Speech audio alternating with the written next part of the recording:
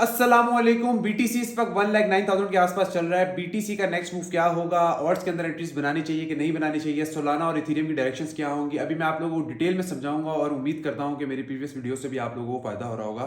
सबसे पहली चीज ये कि 1,09,000 पे बीटीसी चल रहा है। बीटीसी के तीन जोन अभी मैं आप लोगों को बता रहा हूँ। बीटीसी 1,07,000 से लेकर 1,13,000 के अंदर जब तक है, आप लोग समझ लो बीटीसी न्यूट्रल जोन के अंदर है। और अगर बीटीसी यहीं पे रुका रहता है तो आपको बीटीसी डोमिनेंस टूटती हुई दिखेगी, जिसकी वजह से आप लोगों को ऑर्ड्स के अंदर पैसा आता हुआ दिखेगा। अभी मैं जो चीज़ें बता रहा हूँ कहीं लिख लो, लेकिन गलतियां मत करना। अगर बीटीसी 1,07,000 से नीचे की क्लोजिंग देता है तब आप लोग 1,03,000 से लेकर 1,05,000 या 1,04,000 से लेकर 1,06,000 का जोन देखोगे। अगर उसने उससे भी नीचे की क्लोजिंग दी तो हमारे पास मेजर सपोर्ट 1,00,000 के आसपास है। अगर आप लोगों को 1,00,000 के आसपास बीटीसी नजर आता है तो आंखें बंद करके ऑर्ड्स के अंदर बाइंग करो। लेकिन अभी क्या करना है, अगर आप लोगों को 1,14,000 से ऊपर 1,14,000 से ऊपर की क्लोजिंग नजर आ जाती है तो आप लोग समझ लो कि बीटीसी वापस अपने बुलिश जोन के अंदर चला जाएगा। अभी इस वक्त बीटीसी न्यूट्रल जोन के अंदर है। अभी आप लोगों ने कौन से लेवल्स देखने हैं, बीटीसी 1,09,000 के आसपास चल रहा है।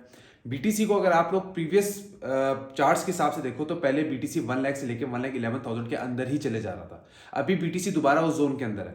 अगर बीटीसी वापस 1,13,000 से ऊपर की क्लोजिंग हमें देता है तो आप लोगों को बीटीसी बुलिश जोन में जाता हुआ दिखेगा, अदरवाइज बीटीसी बुलिश जोन में नहीं है। अभी इस वक्त दो जोन्स में मेंशन होता है, एक न्यूट्रल और एक बियरिश, लेकिन not in high time frame. ये है, आप लोग कह लो कि मिड टाइम फ्रेम या लो टाइम फ्रेम पे आप लोग इसको कंसिडर कर सकते हो। अभी आप लोगों ने करना क्या है, सबसे पहली चीज़ ये, जो लोग ये सोचते हैं कि बहुत ज़्यादा कॉइन्स बहुत ऊपर चले गए और हमें दोबारा बाइंग नहीं मिलेगी, नहीं, ये क्रिप्टो मार्केट है, इसमें बाइंग मिलती रहेगी और ज़बरदस्त किस्म की बाइंग्स मिलेंगी। आप लोगों ने करना क्या है, बीटीसी डोमिनेंस हमें गिरती हुई दिख रही है, लेकिन आप लोगों को ऑर्ड्स के अंदर उस तरह की मूवमेंट नहीं दिख रही। और बीटीसी डोमिनेंस सिर्फ मैटर नहीं करती, हमें बीटीसी डोमिनेंस के साथ साथ यूएसडी डोमिनेंस को भी गिरते हुए देखना है। ये दो चार्ट ट्रेडिंग व्यू पे डाउनलोड करो, कॉइन मार्केट की ऐप डाउनलोड करो, उधर से आप लोग लिक्विडेशन चेक किया करो कि लिक्विडेशन कब कितनी कहाँ पे पड़ी है और क्या आप लोगों को पता चलेगा वहाँ से कि किस अमाउंट पे लॉन्ग वाले लिक्विडेट होंगे और किस अमाउंट पे शॉर्ट वाले लिक्विडेट होंगे।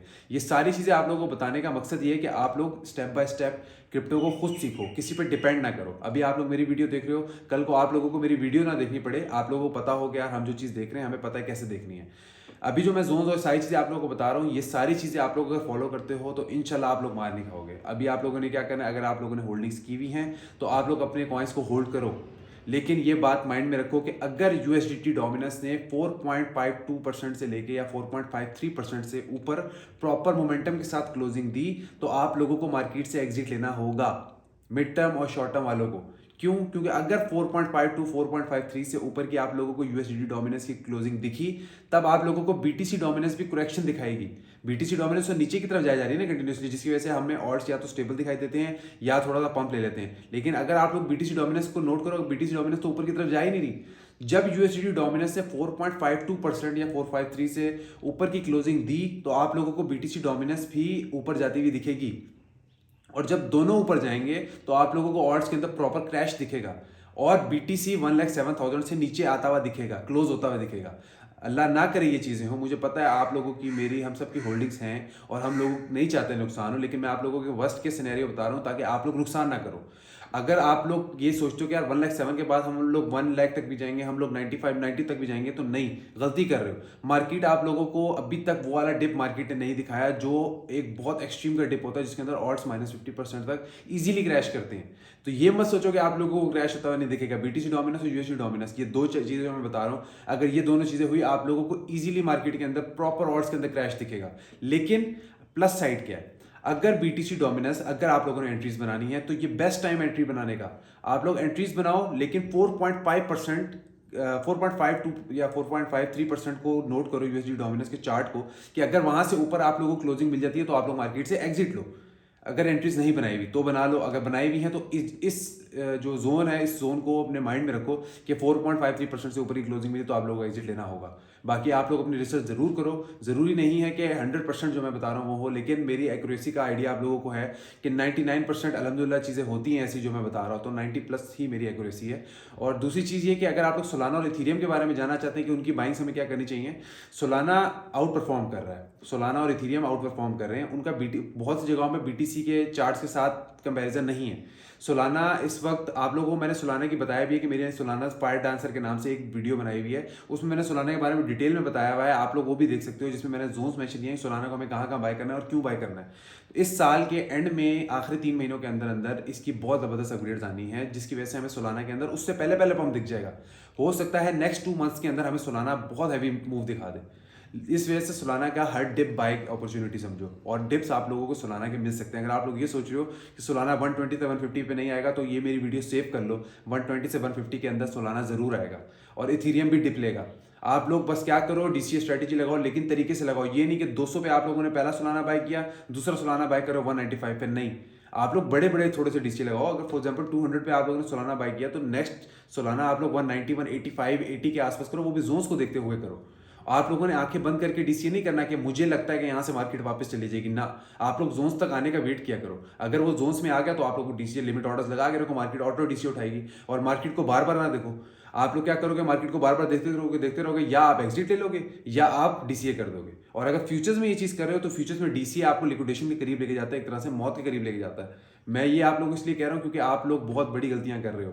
ज़्यादातर लोग एकदम से, लोगों को लगता है यार यहाँ से ऊपर जाएगा ही जाएगा, वो DCA कर देते हैं और अमाउंट डाल देते हैं और बाय कर लेते हैं, और लिक्विडेशन प्राइस करीब आ जाती है, लिक्विडेट हो जाते हैं। फ्यूचर्स ट्रेडिंग से तो वैसे ही दूर हो, लेकिन स्पॉट के अंदर आप लोग DCA स्ट्रेटेजी जरूर लगाओ। सेम एज इथीरियम, जो चीज़ें मैं आप लोगों को बता रहा हूँ सेम इथीरियम में भी फॉलो करो। हम सबको पता है कि बिटकॉइन से पैसा निकलता है और आप लोगों को ऑर्ड्स में जाता हुआ दिखता है, ठीक है, लेकिन बिटकॉइन से ऑर्ड्स में जाता हुआ उस तरह नहीं दिख रहा जो हमें पैराबोलिक मूव पहले दिख चुकी हैं, पुरानी बुल रैली में दिख चुकी हैं। लेकिन मैं ये नहीं कह रहा ऑर्ड्स रैली नहीं आएगी, ऑर्ड्स रैली जरूर आएगी, लेकिन स्टेप बाय स्टेप पार्ट्स में चीज़ें बाय करो। जब हमें पता है कि BTC एक बिरिश ट्रेंड में चल रहा है, तो बिरिश ट्रेंड में पूरी अमाउंट से एंट्री ना लो, थोड़ी थोड़ी अमाउंट से एंट्री लो और एंट्री करके DCA करते रहो, DCA करते रहो। और अगर आपको ये लग रहा है यार हम तो सारी जिंदगी DCA करते रह जाएंगे, ये है वो है वगैरह वगैरह, नहीं। आप लोग जनवरी फरवरी या जो मैं आप लोगों को फ्री चैनल में बताऊंगा कि हमें कब एग्जिट लेना है, आप लोगों ने उस तरह एग्जिट लेना है, सिंपल। आप लोगों ने अपनी तरफ से एग्जिट नहीं लेना। अगर आप लोगों को लगता है कि 5% 10% पंप आ गया है, हम मार्केट से एग्जिट ले लें, तो ऐसा नहीं है। आप लोग अगर रैली को एंजॉय करना चाहते हो तो जिस तरह मैं जो चीज़ बताऊंगा आप लोगों ने उसको एज इट इज फॉलो करना है। और बाकी कोई भी सवाल होगा मेरे से कमेंट्स में पूछने, लेंगे अपनी तरफ से फजूल कोई चीज़ ना करना। और ज़्यादातर लोग कर रहे हो, आप लोग क्या करते हो, एंट्रीज ले रहे हो, ऐसे फजूल तरीन कॉइन्स में एंट्रीज ले रहे हो, मतलब अजीब अजीब से नाम है, और जरूरी नहीं है कि बाइनेंस के अंदर वो कॉइन है तो वो टॉप का है ना। आप लोग उस कॉइन को पकड़ो जो कॉइन आउट परफॉर्म हो। आउट परफॉर्म से मुराद ये कि अगर BTC गिर भी रहा है तो वो परफॉर्म कर जाए। मैंने आप लोगों को एडा दिया, मैं अपनी तारीफ नहीं कर रहा, बस बताने का मकसद ये है कि कॉइन्स पे वर्किंग करो और अच्छे कॉइन्स लो। एडा, लिंक और रे और इस तरह के मैंने कॉइन्स आप लोगों के साथ शेयर किए हैं, और जितने भी कॉइन्स मैंने शेयर किए हैं आप फ्री चैनल में ज्वाइन करो और देखो वो कॉइन्स अभी इधर किधर है, जो जो मैंने कॉइन बताया वो कितना कितना परफॉर्म हुआ है। अब अगर फिर भी अगर आप लोगों को यकीन नहीं आ रहा, जो भी है वो आप लोगों की अपनी मर्जी, लेकिन मेरी कोशिश ये है कि मैं आप लोगों को A to Z प्रॉपर सही से बता सकूं कि आप लोग फजूल गलतियां ना करो। और कोई भी सवाल हो मेरे से कमेंट्स में पूछो, मैं इंशाल्लाह आप लोगों को डिटेल में गाइड करूंगा। Thank you.